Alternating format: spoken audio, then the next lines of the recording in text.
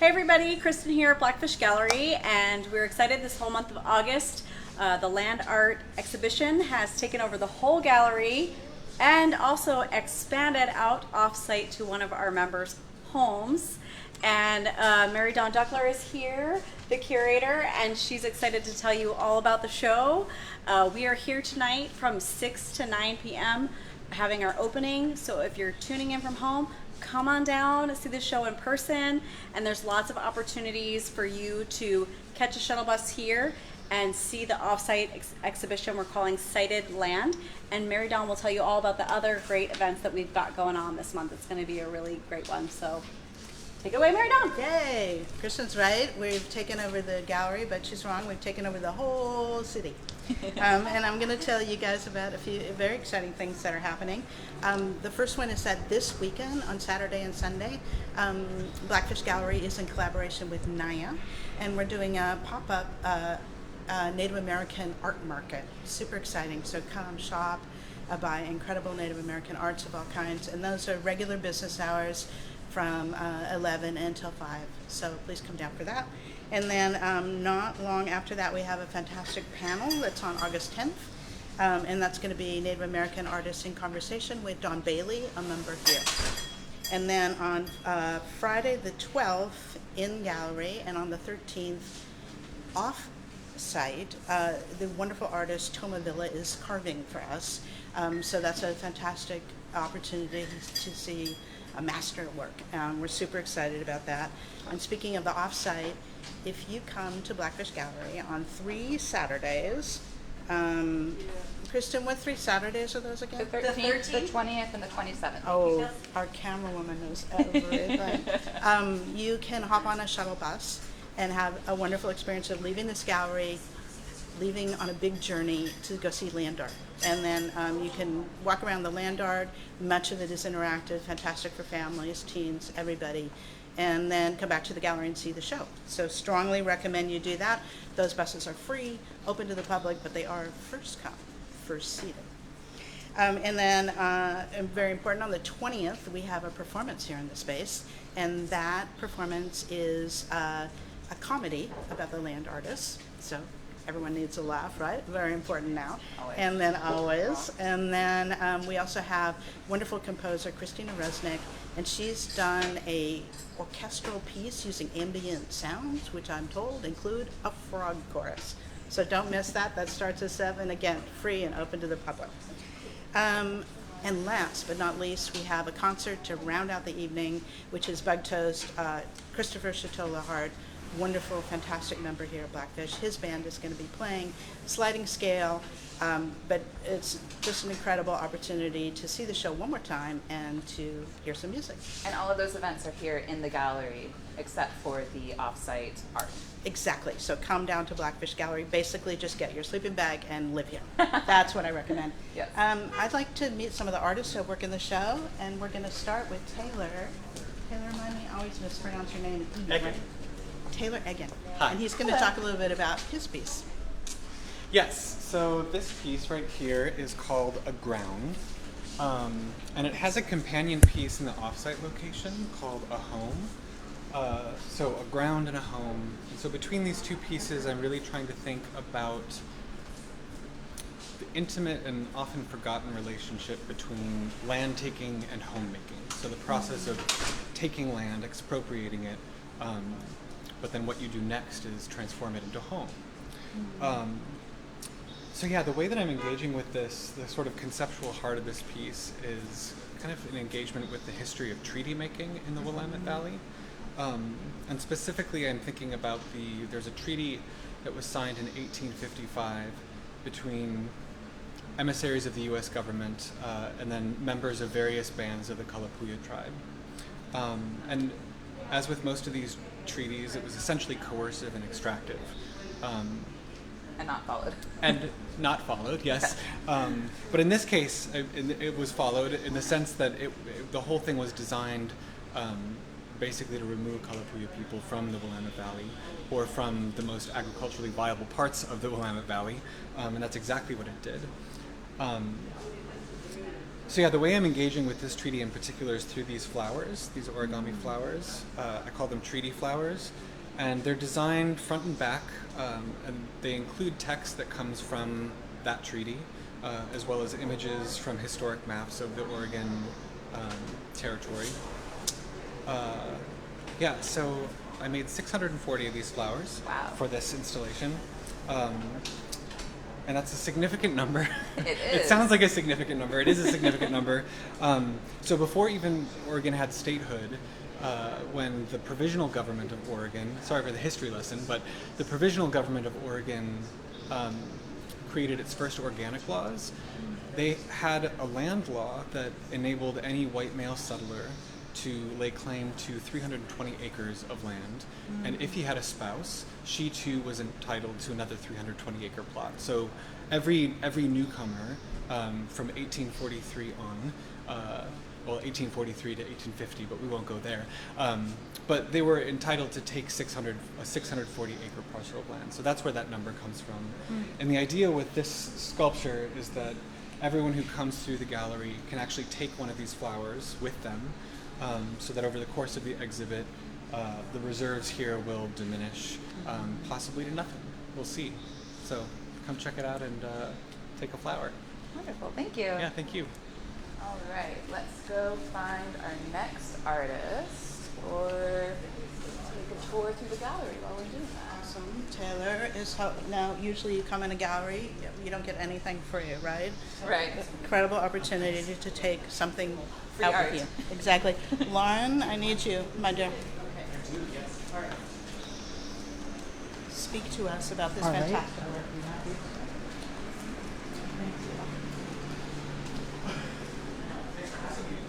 So this is called The Innocence of Objects. I had no idea what I was going to do for this show, but I love land art. And I was lucky enough to be the recipient of a residency, an artist residency, out in Troutdale with the Verdancy Project. This last about a month and a half ago. And as I arrived on this 4-acre piece of land with a creek in the middle, I was given free rein to do whatever I wanted. And I'm both a scientist and artist, so I decided I was going to do something in science and art. And what I really originally thought I was going to do was make agar dishes, which are what we do to grow bacteria on. So I grew a bunch of agar dishes here at first. And so I did about 6 or 7 of them for this show. But then I noticed that every resident that had left before me left a series of collections of rocks and leaves and this and that and flotsam and jetsam. And I started to think about, why did they leave me a collection? Why did they leave the next person a collection, which just happened to be me? And I thought of it as more like they wanted to leave a piece of themselves and a piece of recognition of the land. The land had been Native American land at some point. It had been they're trying to grow salmon in the creek now, and they're shading the land. So it really is a work in progress. So I started to look around below me when I started to walk on the land every single day. I had about a week. And as I was making the agar dishes and they were working, to grow, I started to look down below my feet. And these are many of the things that I collected. But I collected in the idea of the great museums and the great wonder cabinets, which were collections in a room of little objects that people had collected and their travels around the world, like a naturalist. Curio cabinets. Yeah, kind of, right. Yeah. What we call curio cabinets, which have come to that. And so they're cabinets of curiosity. And so they were made originally to show their friends where they had been, but many of them were fake. So I thought, what can I do? A lot of these are exactly real, like the dust bunny. It's called Lapinus dustpanus. And the day when I left my residency, I was required to vacuum the rug. So I vacuumed the rug, and this is what arrived out of the dust of the vacuum cleaner. Many of the things here were just found on the land, on the ground. The little frog's leg was a little gift to the little girl who lived in that thing, and I put it out because there were tadpoles growing into bullfrogs day by day. and I was watching them. And I put this up for a little surprise for the little girl who lived on the property, Sabine. And when she came out the next day, I thought she'll find it as a surprise. And there was no frog there. It was a little lure. It was just soft silicone. When I came out, there was no frog, and I thought, oh, she found it. It turned out we looked down in the river where all the little tadpoles were growing, and this was the only thing that was left. Oh, wow. So we know that a bird or an owl or a blue heron came and inadvertently ate the frog. I've been worried about the bird ever since. But this is the remnants. The remnants.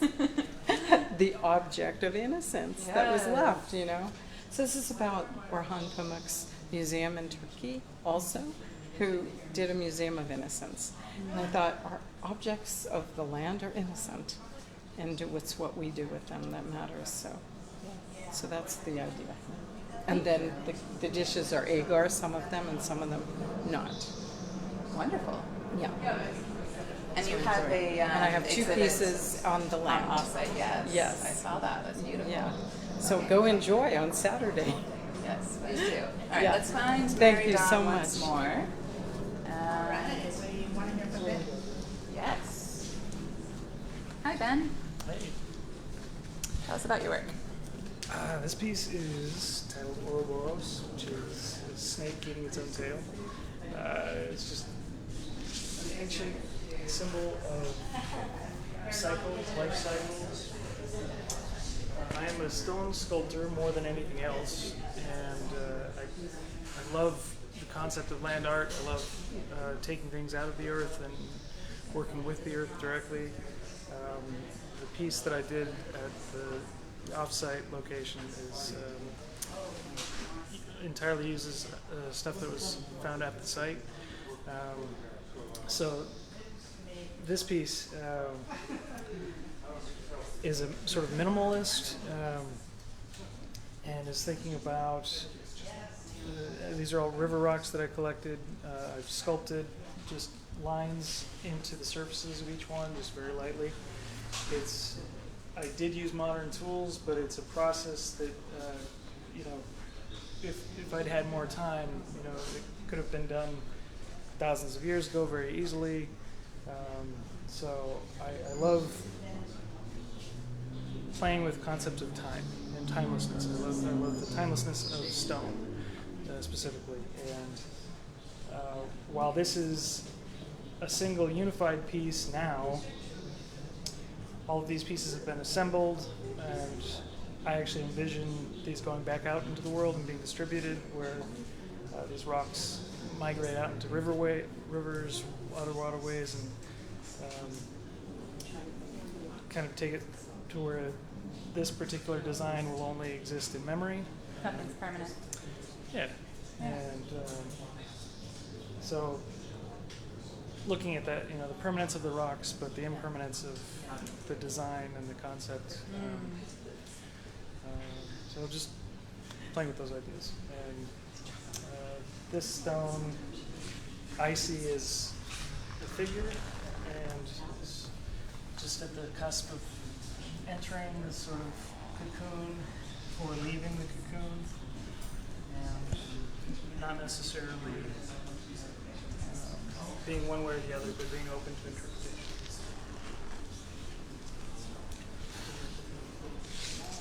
And that's the piece. Thank you so much. Last one. So I want everyone to know that there's many reasons to come down tonight. You've seen the incredible art, but we also have a musical healing experience, and I want to introduce the musicians who are going to be doing that at 7. Hello. Hi there. Nice to meet you. Good to meet you. I'm Asante, I'm Sadie. Hi. and we are Myrick Hart. Yeah, we're going to be doing a grief ritual, sort of grief, ancestral healing, and honoring of the land. So utilizing the sound of the drums and didgeridoo to kind of set intention and release. It's both an honoring and a grief release. So yeah, it's going to be exciting. Can't wait to hear it. Yeah, we can't wait to Do it. I didn't know we were going to be on film all of a sudden. I'm just like, I got all shy. Cool. Yeah, we look forward to seeing whoever shows up. And again, this is at 7 o'clock tonight. 7 to 7 8. o'clock tonight. 7 o'clock tonight. Yeah. All right. Are we good? I think we're good. Okay. Should we do, I think, a quick tour throughout the gallery? I haven't had a chance Yeah, to show everyone let's walk through. everything.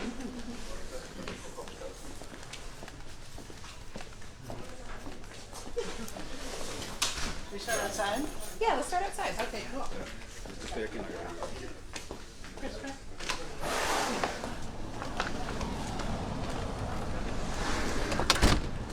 Alright, so get Aaron's name right.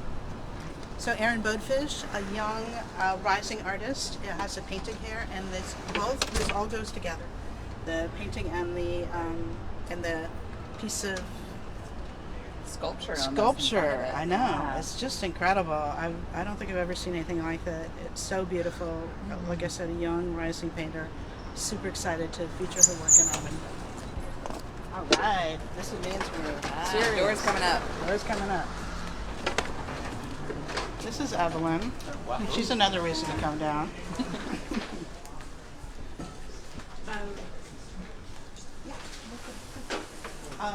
Kelsey. This is my work. This work is incredible. As you can see, everybody is already interacting with it. We have many interactive things on the land, but also here. And these are Kelsey's beautiful feet in person. But if you really want to see her feet actually in person, you need to come down. Look at those shoes. And you're to build a cairn here, and then they build cairns also out on the land along a little pathway. All right, I'm scooching around here now. Rory O'Neill, a fantastic photographer. These are pictures he took on his, sort of in his home state of Texas. They're big, they're beautiful, very mysterious. I find them emotional. I don't know that Rory would like me to say that, but I'm going to say it anyway. Very, very beautiful. You should come see them in person. We already heard about this artist. This was awesome. This is Leonard Harmon. He's going to be one of the artists speaking at the Native American panel with Don Bailey. Again, just such a beautiful, mysterious piece. I love it. Here's a piece by one of our members, SHUTTLE Hart, who frequently does birds, although I've never seen him do a bird like this. Wow. They're like portraits. They're just so full of life, so full of personality. It has so much dimension. They're incredible. And I think these are all caps from the many beers consumed during his band practice. He has a fantastic band that is playing. Don't quote me on that, I could be wrong. A fantastic band that's playing here in the gallery as our last event. These are 3 spectacular pieces by Gillian Pitt. I've met Lillian. She's a wonderful Native American artist. When I met her, I told her, look, Lillian, in Japan, they have people and not just sites that are historic, and they call them, that they revere them as much. And Lillian is someone that we should be revering here as well. Landscapes were, this is Myrick Hart, another member. Very beautiful landscape, and this is Rita Alves, another member here at Blackfish. We don't usually see landscapes from these artists, so that was very exciting. This was an invited artist, Eric Sandgren, and he showed me a whole variety of pieces, and I really like this one called Willamette Falls because it showed kind of the impact of industry and humans on nature. This is a video installation by Julie Hammond, and you can't maybe hear it, but there's ambient sound associated with it. And this, Julie has pieces here in the gallery and on the land, as do many of the artists. It almost looks like the offsite. It is the offsite. It is the offsite. Yeah, yeah, Okay. she filmed out there. Oh, wonderful. So it's kind of like this whole journey between the 2 places. Here's Clint Brown, again, wonderful painter, artist here in Blackfish. Frequently has very politicized work, and this is no exception. They look very sad, and I hope Clint is not feeling so sad. But they're very beautifully, beautifully done. Continuing on, fantastic piece here by Janice Yang, another Blackfish artist. Janice and I had a conversation. She said, does home count as land? I go, absolutely, home counts as land. And so then we got this incredible piece. Over here, Bobby Mercier, and he's another Native American artist that's going to be part of the panel discussion. So if you have questions about this very evocative work, that would be a fantastic time to ask them.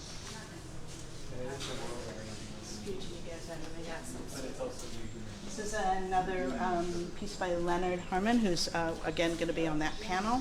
It's not just the painting, but also has these paints attached to it. I just love the way that looks. It's painting and sculpture at the same time. And I know it's very meaningful. I can't wait to ask him questions about it.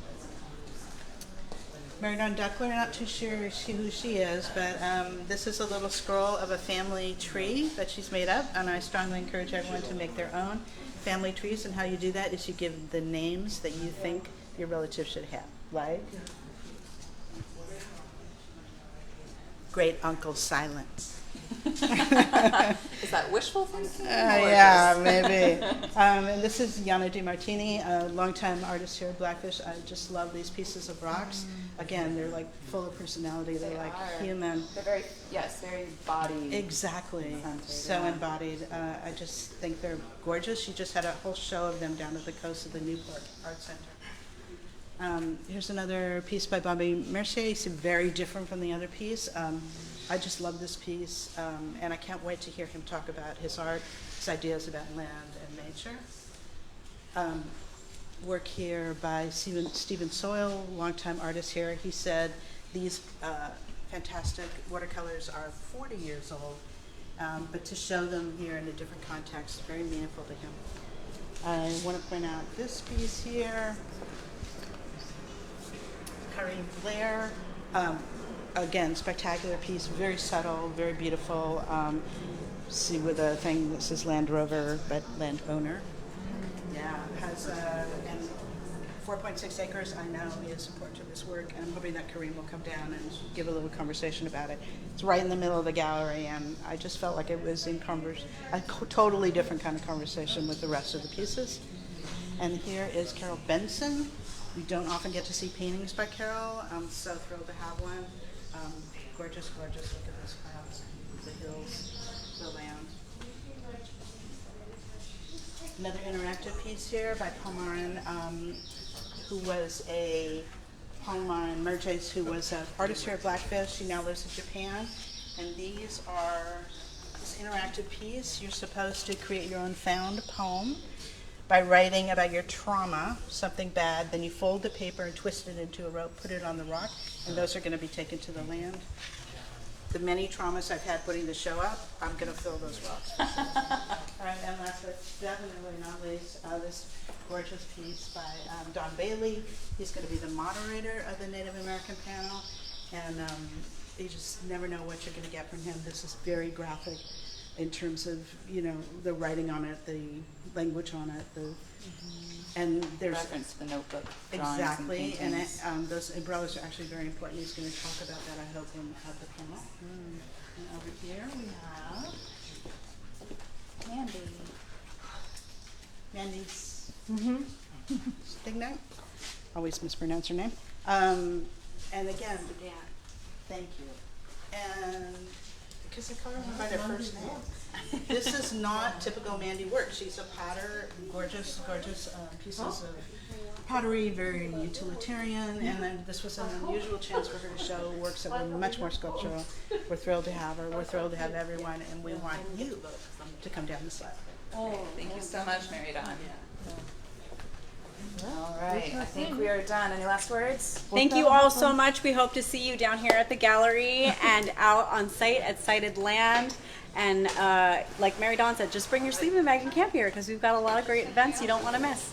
And we just a reminder that we're open here on Tuesday through Saturday, 11 a.m. to 5 p.m. See you then. Thank you so much.